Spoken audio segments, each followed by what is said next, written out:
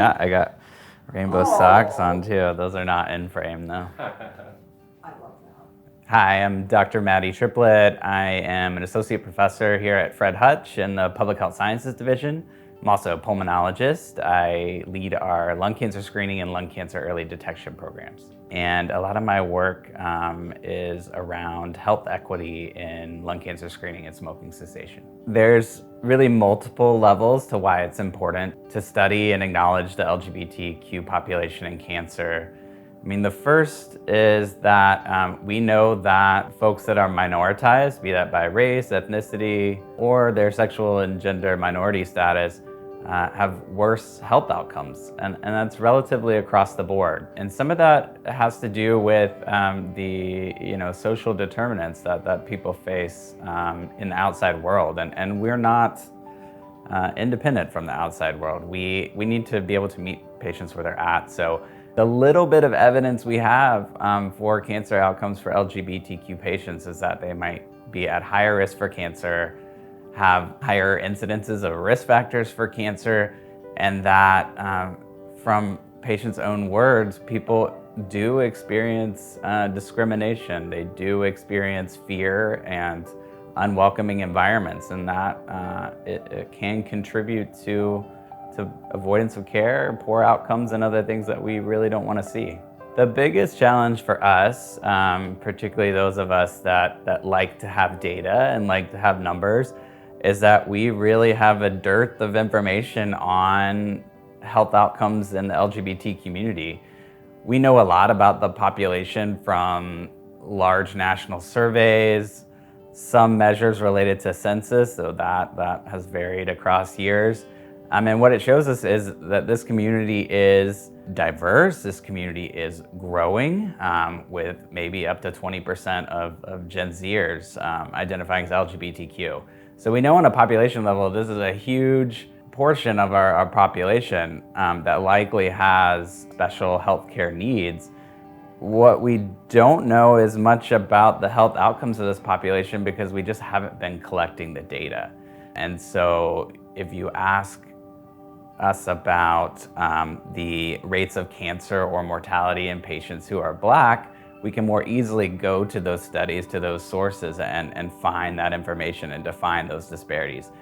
With the LGBTQ community, we're still at the point where we can't really define the disparity, and that's because this data is not systematically collected on patients, that the LGBTQ population is often invisible when it comes to the healthcare setting and the health data setting. So I'm really excited to be working with my colleague, Dr. Jamie Hefner, on a study that is sponsored by the National Cancer Institute, where we're working with multiple other large cancer centers like ourselves in the United States to try to solve that lack of data collection problem. We are trying to build best practices with both patient, provider, and system level input to collect this data in a welcoming and affirming and efficient way.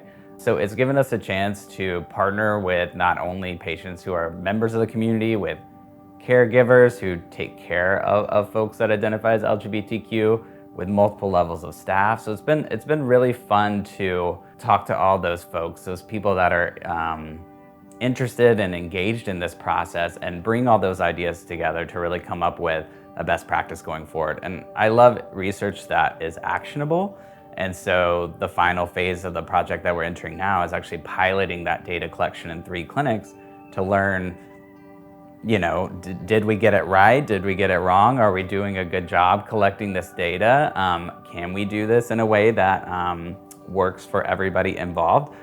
And then use those results to hopefully be able to share that not only across our cancer center, but be able to share it nationally to help develop some really standards of practice around collecting sexual orientation and gender identity data. The first thing I would say is that I truly don't believe that there's many bad actors out there in the healthcare system. There's not people that are bringing a lot of conscious bias and discrimination into their interactions with patients. But I think what we've learned from talking to LGBTQ people who have interacted with the healthcare system, at various points in their life, is that they have experienced real discrimination overt or subtle in that process. And so they come into a healthcare environment with a certain level of trepidation and fear that we have to acknowledge to really meet them where they're at. And so I always talk about some very easy ways to create welcoming spaces for people. And one of those ways is to wear a pin to show people that they are welcome to be who they are with you in this interaction, that you are affirm them and you support them without having to say a word, because we all know doctors like to be efficient in their interactions. Another is to just share your pronouns as normalizing that behavior and making it a welcoming space for patients to do that as well. And there are bigger picture issues that I think we need to look at going forward, which is people look at your web presence, people look at your advertisements, people look to see if they can see themselves in those things. And so subtle, welcoming messaging, a diversity of representation in advertisements, visual media, social media, all those things actually make a huge difference to people. And I see that only getting more important going forward as people go to the web before they show up in your office.